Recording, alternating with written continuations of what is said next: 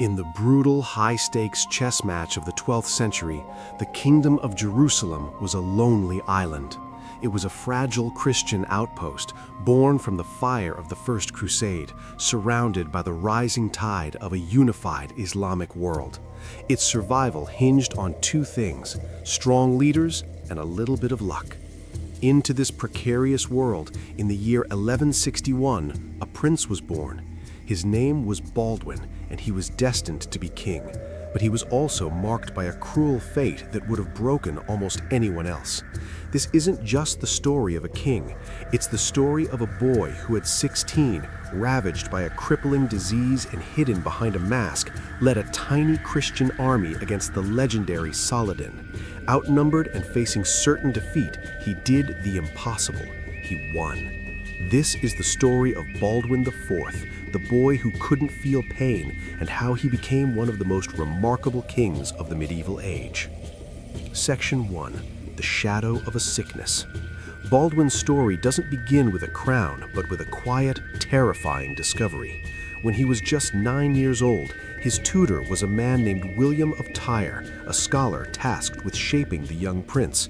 As William later wrote, he was watching the royal children play. Like all boys, they were roughhousing, pinching and scratching each other's arms to see who would cry out first. The other boys yelped, but Baldwin, he was silent. He just endured it with a patience that was deeply unsettling, almost as if he felt nothing at all. Alarmed, William investigated. He pinched the prince's arm himself.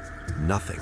He wrote, half his arm and right hand were dead. He could not feel if pinched or even bitten. At first, William hoped it was just a sign of incredible toughness, but a darker suspicion began to creep in. Doctors were called, remedies were tried, but nothing worked. While a formal diagnosis was still a few years away, the truth was unavoidable. The heir to the throne of Jerusalem had leprosy. Now you have to understand, in the medieval world, leprosy wasn't just a disease. It was seen as a divine judgment, a mark of sin that turned its victims into outcasts. Lepers were forced to live outside city walls, ringing bells to warn others of their approach. For a future king, this diagnosis should have been a death sentence for his reign before it even began. But Baldwin wasn't just any boy. As a prince, he was allowed to remain at court, a decision that shocked Muslim observers, who noted the Franks seemed to take no notice of his illness. And so his education continued. He learned Latin, studied diplomacy, and, despite the growing numbness in his limbs, he became a master horseman, learning to grip his horse with his knees when his hands began to fail. He had a razor-sharp mind and a steel-trap memory, and it would soon become clear that his will was far stronger than his failing body. Section 2. The Boy King and the Sultan. In July of 1174, King Amalric died. Just 4 days later, at only 13 years old, Baldwin IV was crowned King of Jerusalem. He was now the ruler of a kingdom on the verge of collapse. The Crusader states were a hotbed of internal rivalries, with powerful families constantly vying for influence over the young king. This constant infighting threatened to tear the kingdom apart from the inside. And from the outside, an even greater threat was gathering.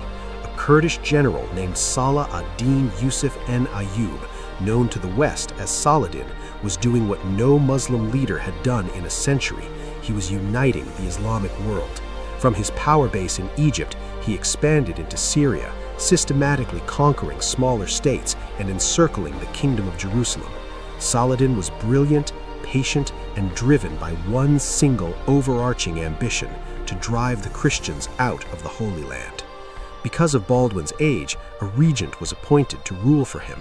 But in 1176, at just 13, Baldwin came of age and took the reins of power himself. He immediately showed he wouldn't be a passive king. Rejecting a treaty his regent had made, Baldwin believed Saladin had to be challenged directly.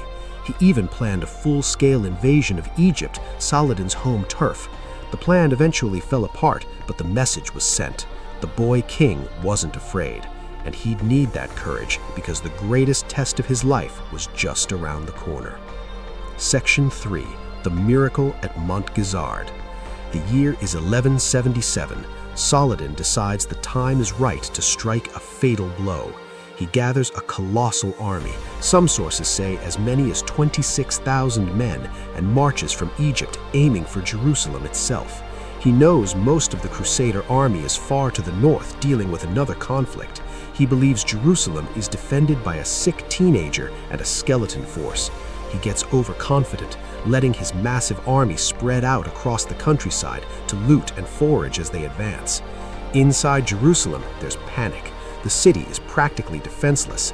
Baldwin's advisors beg him to stay behind the walls and surrender, but Baldwin refuses to be a king who hides. Though now 16 and so weakened by his leprosy that his hands were bandaged, he makes a decision that looks like pure madness. He issues a desperate call to arms, rallying a tiny Christian army of a few hundred knights and a few thousand infantry. All told, his army is dwarfed by Saladin's. Knowing a direct fight would be suicide, he plays his only card. He'd been briefly trapped in the city of Ascalon, but he breaks out and force marches his men to intercept Saladin's scattered forces. On November 25th, near a hill called Montgizard, he finds his chance. Saladin's main force is disorganized, completely unprepared for battle, and absolutely stunned to see the Crusader banner charging towards them. In front of his small, terrified army, Baldwin has the Bishop of Bethlehem raise the most sacred relic in Christendom, a fragment of the true cross. The young king, his body bandaged and failing, gets off his horse. He falls to his knees in the dirt, praying to God for victory. His men, seeing the raw faith and impossible courage of their dying king, are filled with a holy fire. When he arises, he gives the order to charge. What happened next became the stuff of legend. The small Crusader heavy cavalry force slammed into the center of Saladin's unprepared lines like a hammer. The charge was so ferocious, so unexpected, that it shattered the Ayyubid army. Panic turned into a full-blown rout. The Crusaders pursued the fleeing army for 12 miles. Saladin himself was almost captured, escaping the slaughter only by fleeing on a fast racing camel. He eventually made it back to Cairo with what may have been as little as a tenth of his army. A boy king, outnumbered and inflicted one of the most humiliating defeats of Saladin's entire career. The victory at Montgizard saved Jerusalem and earned Baldwin the undying respect of his people and even of his greatest enemy. Section 4. A Crown of Thorns. The victory at Montgizard was a miracle, but it couldn't stop the relentless march of disease. The battle had bought the kingdom a precious few years of peace, but it came at a high cost. One report stated the Christians suffered over 1,000 men killed and hundreds more wounded. Baldwin's own health was in a steep decline. By his early 20s, the leprosy had blinded him and made it impossible for him to walk or use his hands. He was confined to a litter, a living symbol of his kingdom, outwardly decaying but inwardly refusing to give up. Even from his sickbed, Baldwin governed. He navigated the treacherous politics of his court, where noble factions circled like vultures. A major source of conflict was his sister Sibylla and her ambitious husband Guy of Lusignan. Baldwin grew to deeply distrust Guy, seeing him as a reckless and unsuitable successor. He made Guy regent in 1183, but after Guy failed to decisively challenge Saladin, he stripped him of his power and tried desperately to have Sibylla's marriage to him annulled. He continued to lead even from his litter. In 1182, he repelled another of Saladin's invasions at the Battle of Les Fourbalais, also known as the Battle of Belvoir Castle. In 1183, when Saladin besieged the castle of Kerak during a wedding, the dying king had himself carried at the head of his army to lift the siege, forcing Saladin to withdraw without a fight. But Baldwin knew he was fading. To secure the future and bypass Guy, he took his last great political act. In November 1183, he had his young nephew crowned as co-king, Baldwin V. It was a final, desperate attempt to hold his fractured kingdom together. In March of 1185, at just 24 years old, Baldwin IV died.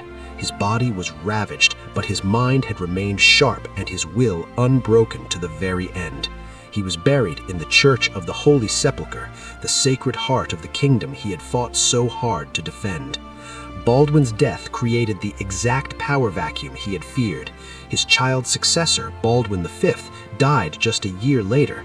This allowed Sibylla and the hated Guy of Lusignan to seize the throne. Guy's disastrous leadership led directly to the Battle of Hattin in 1187, where the Crusader army was annihilated. Saladin finally achieved his life's ambition, the capture of Jerusalem. The Leper King's reign stands as a brief, brilliant flame against the encroaching darkness. For 11 years, through sheer will, he held a crumbling kingdom together. He proved that true strength isn't of the body, but of the spirit. He was a boy who couldn't feel pain, who hid his face behind a mask, yet showed his people the true face of courage. He was a king who was dying from the moment he was crowned, yet lived a life more fully than almost any other.